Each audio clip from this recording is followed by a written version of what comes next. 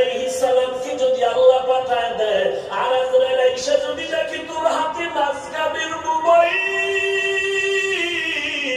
তুই বসে বসে নাচ দেখতেছো, গান শুনতেছো, আজান হইতেছে, তোর গানের আওয়াজ বন্ধ হয় না, তোর নাটক বন্ধ হয় না, কত মেয়ের চরিত্রের উপরে আঘাত করতেছো, কত মানুষের জীবনটাকে দুনিয়ার থেকে বরবাদ করে দিয়েছো। আজরাইল যখন আসবে তোমার সামনে স্বাভাবিক অবস্থায় আসবে না। আল্লাহর নবী বলেন, এই গুনাহগার নাফরমানের সামনে আজরাইল এমন বিকট আকৃতি ধারণ করবে, মাথা আসমানে, পা জমিনে, এক হাত মাশরিক আর এক হাত মাগরিবে, চোখগুলো নীল নদের মতো বড় বড়, দেখিয়া ওর কলিজা উল্টায় যাবে, পাগলের মতো হয়ে যাবে। ও মা বলিয়াও ডাকতে পারবে না, আব্বু বলে ডাকতে পারবে না। আজরাইল আইসা রূহটা যখন ধরার জন্য